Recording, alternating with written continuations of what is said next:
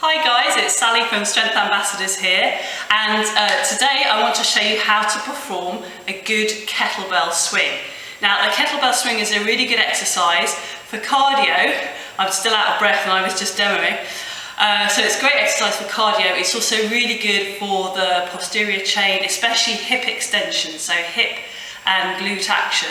So it's a great exercise. However, a lot of people don't do it very well, and they do it in a way that's going to make them hurt their backs. And you know, it being January 2014, you're going to start seeing a lot of people in gyms up and down the land doing really bad kettlebell swings. So I wanted to get in there nice and early, teach you how to do a really good swing, so that you won't be one of those unfortunate people who starts trying to swing a kettlebell around and just ends up hurting themselves and getting put off exercise for life. So follow these drills, follow these techniques, and you'll be on your way to an excellent swing and a fit, strong and healthy body for 2014. Our first drill is the kettlebell deadlift. So the setup is that the kettlebell is raised up on two plates here. It's good to have it off the floor. What you're going to do is stand right over the kettlebell, so not behind it, but right over it. And with your hands in front of you, soften your knees slightly and push your hips back until your hands reach the bell.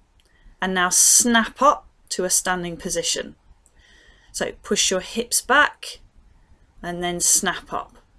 It's really important here to keep a tight arch in the lower back, and you want to move mostly your hips back. The knees just stay bent very slightly. So this hip action backwards and forwards is what we're trying to practice in this drill. So now we're going to take that forward into our next drill, which is the half swing. So we're going to practice the swinging motion, but we're going to keep it low until we're really confident that we can maintain a safe position. So pick the bell up, again, bend your knees slightly, and then you're going to push your hips back and snap them forward, and that momentum will make the bell move. But keep it low and practice keeping a tight arch in your lower back, chest up, and having your hips push back and snap forward, push back and snap forward, and just get used to the way that your hips impart momentum to the kettlebell. So now we're getting competent with the swing, we can actually go into a full swing, and this is where we bring the bell all the way up to eye level. I don't personally advocate the bell going all the way overhead. I think up to eye level is sufficient. So pick the bell up. We're going to start with a half swing before we go into the full swing. So same as before, little half swing. And now you're going to need to push a little bit harder with your hips to get that bell swinging up to eye level.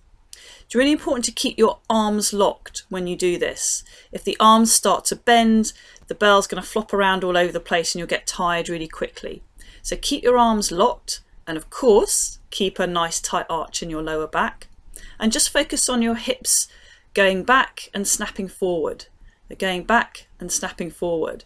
And if you do this many swings, you'll really be getting out of breath by this point. So it's a really good exercise. It's a fun exercise if you do it properly.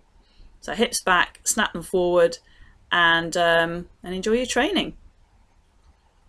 All right, I'm off for a bit of water and a bit of a sit down. I send out instructional videos just like these each and every week in my newsletter, and I also post them on my Facebook page. So if you've enjoyed this video and you'd like to keep in touch and see more from me, then sign up to my newsletter at strengthambassadors.com, and also go onto Facebook and like my Facebook page, which is Strength Ambassadors, for more good stuff, free stuff, and news about all the workshops and seminars that I'm doing this year. So thanks for watching, and see you soon. Bye.